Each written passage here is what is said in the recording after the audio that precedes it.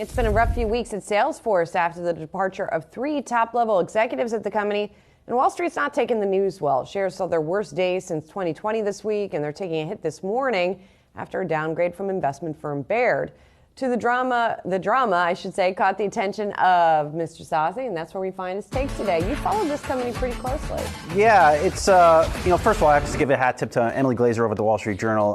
They reported some tensions internally over at Salesforce between now outgoing co-CEO Brett Taylor and founder Mark Benioff. Just my interactions with both of them, they're two very distinctly different people. I think Brett has been very focused on operational execution and talking to CEOs a lot outside of the company. Mark Benioff is Mark Benioff. He's a big presence, but I think he wanted to maybe pull back a little bit here and start focusing on other efforts and his other various endeavors. But again, here are a couple problems here I think that is ultimately hurting Salesforce that at some point they're going to have to address. You have that C-suite exodus. Not only is Taylor leaving, you also have Slack founder Stuart Butterfield. He recently said he was leaving. About a week and a half ago, you had Tableau's CEO leave as well.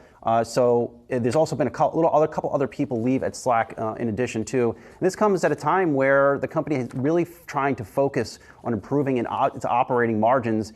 And that's also happening while sales growth is slowing. And again, you have this leadership uncertainty, not just within the CEOs of each of some of these brands, but also that next level or third level down inside of Salesforce. And to that end, we just recently caught up with Brent Thill. He's been covering Salesforce for a long while. Take a listen to his comments on what he thinks is bugging or really weighing on Salesforce shares here. Again, I have huge admiration for Mark, but I think investors right now have lost confidence in his ability to get control of the expenses and actually drive this through this recession. And so, again, that's investor sentiment.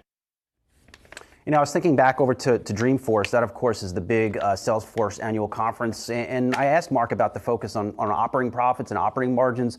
They have been lagging a lot of peers in the industry, and it reflects a lot of the acquisitions the company's made over the past 5 years. Slack, Tableau, you name it, MuleSoft. And Mark said, I don't think the market appreciates how much we're focused on operating margins. And to that point, here's my take. Mark's going to have to prove that this company can get its operating margins up next year, and they can do so in a big way. They have the brands.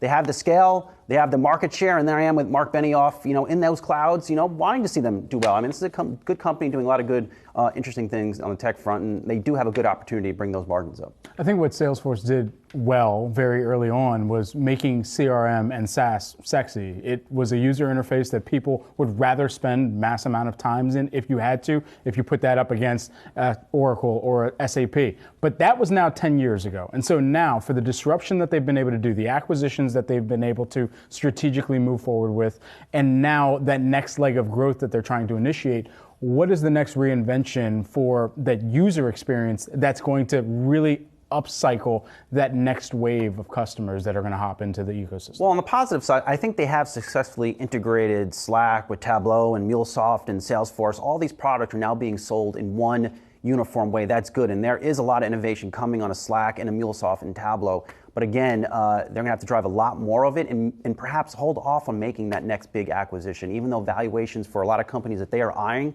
have come down considerably. It is really, I think, next year about execution, improving margins in all of those businesses. All right. All right.